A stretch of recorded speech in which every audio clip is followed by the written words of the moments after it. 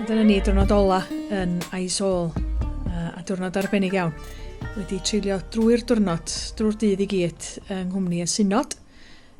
Wedi bod yna o'r bora tan yn eu cwmni nhw tan yn hwyr iawn heno yma. Mae hi'n hanner nos yma erbyn hyn. Ac mae John Colney newydd adael y gwesti rhyw chwarter awr yn ôl. A da ni'n ampacio fynd adra.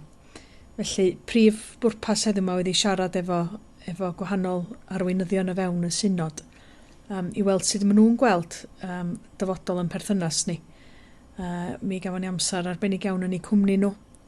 Na i amlinellu a rhannu efo chi ar ôl dod adra be oedd eu deheuadau nhw. Ond oedd hi'n gyfarfod cadarnhaol iawn. Ac mi gafon ni gyfle hefyd i fod o dan weinidogaeth merch ifanc arbennig oedd yn teimlo i bod hi eisiau gweddïo'n benodol dros Gymru ac mi ddoth hi draw ato ni yn hwyr heno yma hefyd. Felly mae wedi bod yn diwrnod llawn ond difyr iawn. Cael yn atgoffa pa mor sgêl mor fawr ydy gwaith y Pennod.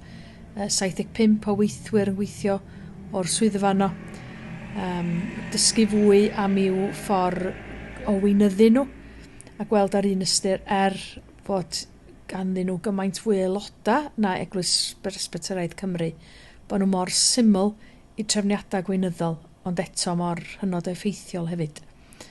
A hefyd gafon ni gyfle i gyfarfod a un o'r bobl ifanc sydd yn astudio ar gyfer BD yn yr Coleg Diwnyddol yn Dwr Clang. Ac oedd hynny'n brofiad arbennig iawn yn ferch un o'n hen gyfeillion ni yma yn AIZAWL a treulio amser efo hi a'r teulu hefyd. Ac efallai welwch chi lun o'r machlud hyfryd wrth gapal Catla. Ac mae yna un llun arall hefyd sy'n licio rannu efo chi. Hen gyfaill Dr Van Lalzara a pam nes i fentro deud wrtho fo y mod i'n ysgrifennydd cyffredinol erbyn hyn. Dyma oedd ei ymateb o. Felly, da ni'n cychwyn yn eitha cynnar bore fory ac yn neud yn ffordd tuag at Gwahati ac yn mynd lawr i Shillong.